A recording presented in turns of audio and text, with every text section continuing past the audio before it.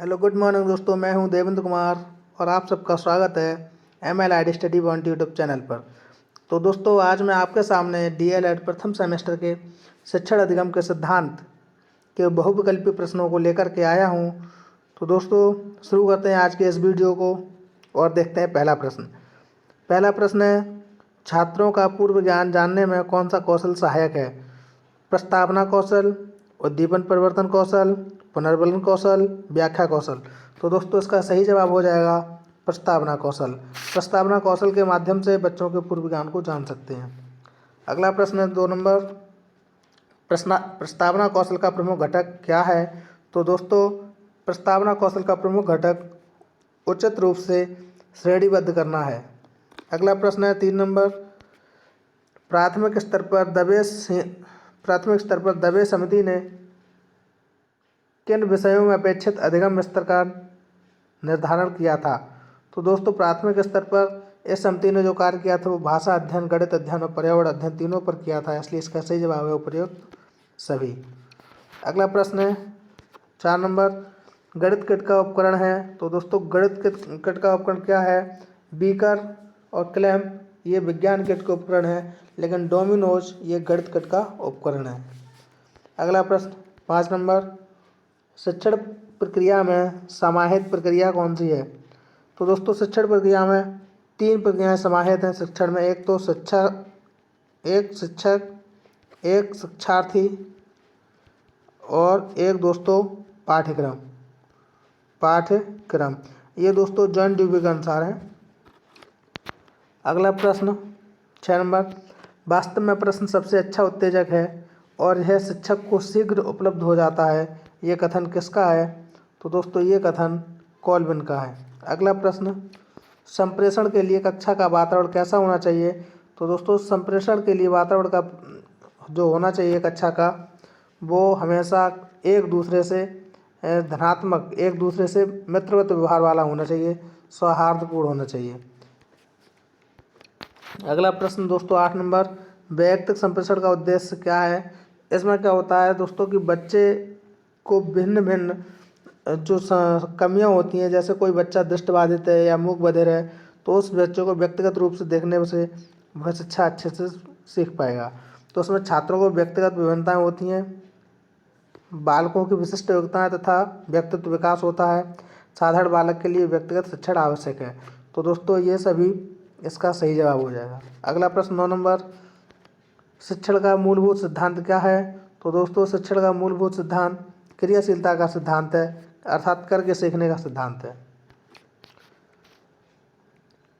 अगला प्रश्न 10 नंबर, निम्नलिखित में से कौन सा शिक्षण सूत्र गेस्टाल्ट मनोविज्ञान पर आधारित है?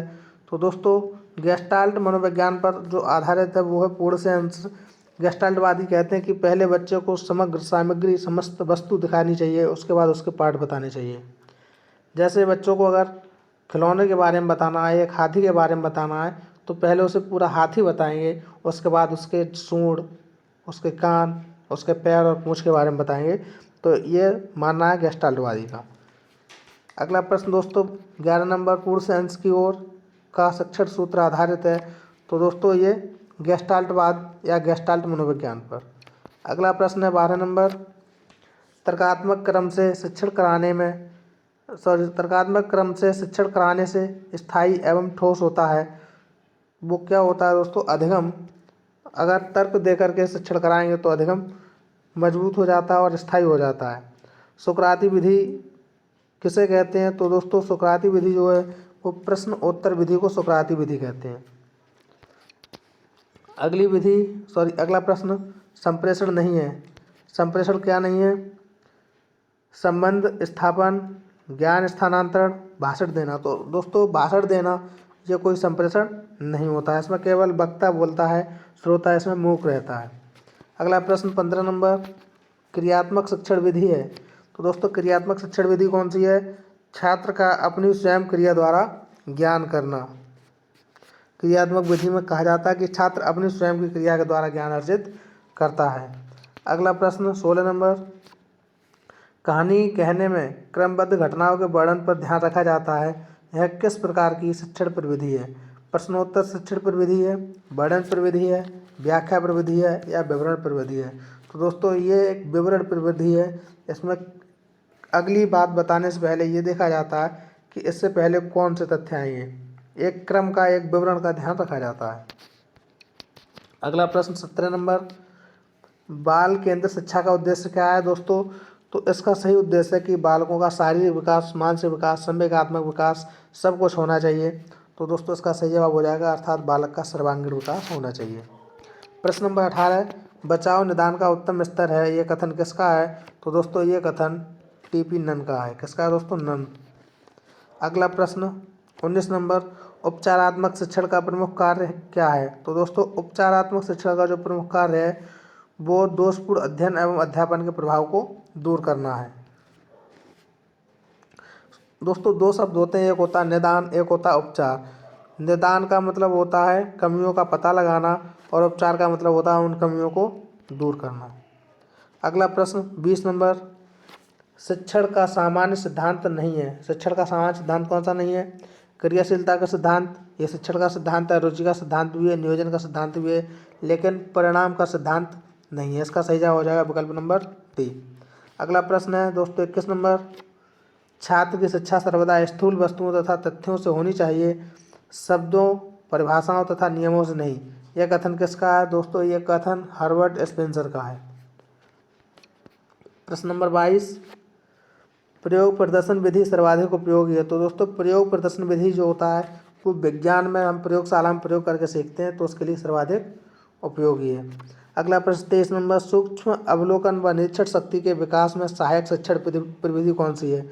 तो दोस्तों सूक्ष्म अवलोकन व निरीक्षण शक्ति के विकास में सहायक विधि प्रश्नोत्तर विधि है, जो किसकी है? सुकरात की। अगला प्रश्न दोस्तों 24 नंबर, छात्रों के पूर्व ज्ञान की जानकारी लेने हेतु प्रयुक्त शिक्षण कौशल कौन सा है?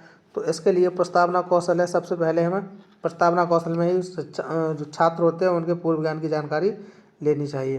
प्रश्न नंबर 25, शिक्षण अधिगम हेतु दिया गया उद्दीपन मार्गदर्शन, दिशाबोध और प्रोत्साहन है।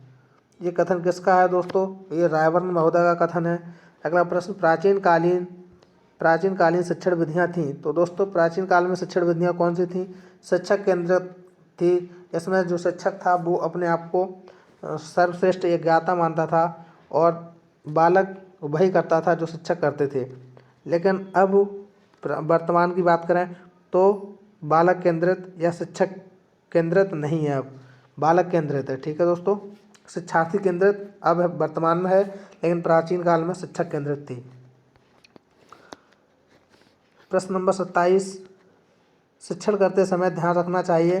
तो दोस्तों शिक्षण करते समय हमें बच्चों की रुचि और मानसिक स्तर का ध्यान रखना चाहिए। कहीं ऐसा ना हो कि हम अपनी हाई लेवल से पढ़ा रहे हैं और बच्चा तो प्राइमरी का है तो उसको समझ में कुछ नहीं आएगा। हम कुछ ऐसा टॉपिक पढ़ा रहे हैं जिसमें बच्चों को इंटरेस्ट नहीं है, तो बच्चा वहाँ पर ध्यान केंद्रित नहीं कर पाएगा। इसलिए शिक्षण करते वक्त हमें बच्चों की रुचि और मानसिक स्तर का ध्यान रखना चाहिए। प्रश्न नंबर 28, शिक्षण को सुव्यवस्थित व प्रभावपूर्ण बनाने का माध्यम है। तो दोस्तों शिक्षण विधियाँ, गतिविधियाँ, अभ्यासकार या प्रश्न। अगर दोस्तों शिक्षण को प्रभावपूर्ण और अच्छा बनाना है तो उसके लिए हमें शिक्षण विधियों के बारे में जानकारी होनी चाहिए। शिक्षण विधियाँ आधारित होती हैं बच्चों की संख्या पर, गतिविधियों पर, शोध पर, शिक्षण सूत्रों पर। तो दोस्तों शिक्षण विधियाँ शिक्षण सूत्रों पर आधारित होती हैं और हर्बर्ट स्पेंसर ने शिक्षण सूत्रों की संख्या 11 बताई है। कितनी है दोस्तों? शिक्षण सूत्र 11। किंडरगार्टन शिक्षण पद्धति का जन्मदाता कौन है? तो दोस्तों किंडरगार्टन के जन्मदाता फ्रोबेल हैं। कौन है? फ्रोबेल। अगला प्रश्न, निम्नलिखित में से उपयुक्त शिक्षण सूत्र है। तो दोस्तों उपयुक्त शिक्षण सूत्र कौन सा? ज्ञात से ज्ञात, सूक्ष्म से स्थूल, मूर्त से अमूर्त, अंश से पूर्ण। तो दोस्तों ये अंश से पूर्ण नहीं होता, ये पूर्ण से अंश की ओर होता है। इसमें जो गेस्टाल्टवादी होते हैं वो किसी भी पूर्ण वस्तु के बारे में उसके बाद उसके अंश के बारे में बताने के लिए कहते हैं। यहाँ सूक्ष्म से स्थूल नहीं होता, ये स्थूल से सूक्ष्म होता है। स्थूल का मतलब भी यही होता है कि पहले पूरी वस्तु को दिखाया जाए, उसके बाद उसके धीरे धीरे सूक्ष्म भागों के बारे में बताया जाए। और दोस्तों ये अज्ञात से ज्ञात नहीं होता, ये ज्ञात से अज्ञात होता है, क्योंकि पहले बच्चे को ज्ञात चीज़ों से जोड़ना चाहिए। जैसे अगर बच्चों को पर्वत के बारे में पढ़ाना है तो सबसे पहले बच्चे का ज्ञान जो उसके गांव के आसपास टीले हैं उनसे जोड़ना चाहिए और उसके बाद उसे पर्वत का कॉन्सेप्ट समझाना चाहिए। तो दोस्तों ये ज्ञात से अज्ञात होता है। तो इस 31 का सही जवाब हो जाएगा मूर्त से अमूर्त। पहले मूर्त वस्तुएं दिखानी चाहिए, उसके बाद अमूर्त वस्तुओं के बारे में कल्पना करने के लिए कहना चाहिए। प्रश्न नंबर 32, प्रयोग प्रदर्शन विधि का गुण कौन सा है? तो दोस्तों प्रयोग प्रदर्शन विधि का है प्रयोग करके सक्रिय रहता है बच्चा, स्थायी ज्ञान होता है और मानसिक विकास में सहायक होता है। तो इसका सही जवाब हो जाएगा विकल्प डी। पर्यटन पर्यटन सर्वाधिक सहायक किसमें होता है? तो दोस्तों पर्यटन सर्वाधिक सहायक जो होता है भूगोल शिक्षण में होता है। क्यों जब पर्यटन जाते हैं, जैसे ताजमहल जाना हो या बीबी का मकबरा जाना हो, तो बच्चे जब वहाँ पर्यटन करते हैं और स्पष्ट प्रत्यक्ष रूप से चीज़ों को देखते हैं तो उनका जो अधिगम होता है वो ज़्यादा स्थायी होता है। अगला प्रश्न है खेल पर आधारित शिक्षण विधि है।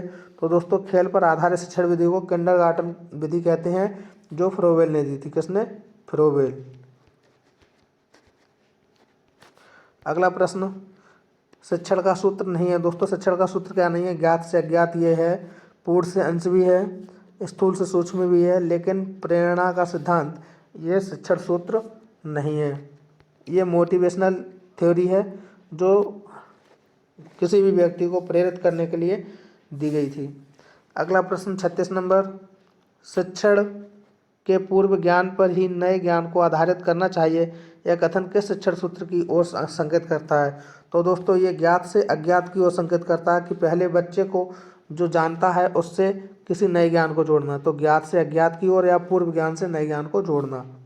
अगला प्रश्न दोस्तों 37 नंबर, सहयोग की भावना का विकास संभव है। तो दोस्तों सहयोग की भावना का विकास समूह कार्य में ही संभव है, प्रश्नोत्तर विधि में नहीं है, वाद विवाद में नहीं है, सहायक सामग्री में से नहीं है।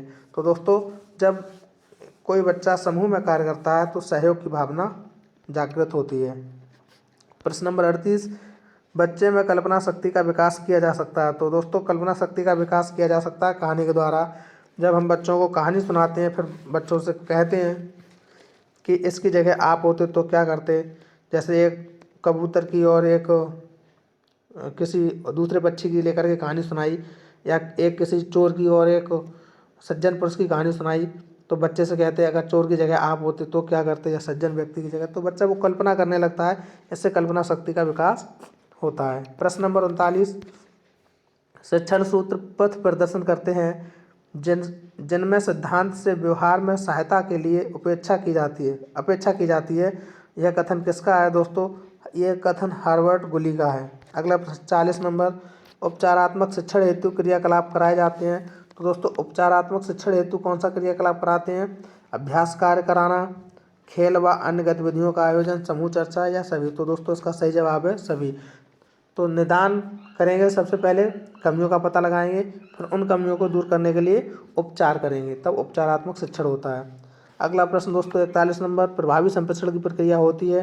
तो जब प्रभावी संप्रेषण तभी माना जाएगा जब द्विपक्षीय हो, जो सामने वाला व्यक्ति है वो जब वो बोले तो हमें सुनना चाहिए, जब हम बोलें तब उसको सुनना चाहिए और उसका अर्थ समझना चाहिए, तभी संप्रेषण प्रभावी संप्रेषण हो सकता है। कभी भी एक पक्षीय संप्रेषण प्रभावी नहीं हो सकता, जैसे भाषण कभी भी प्रभावी नहीं हो सकता है।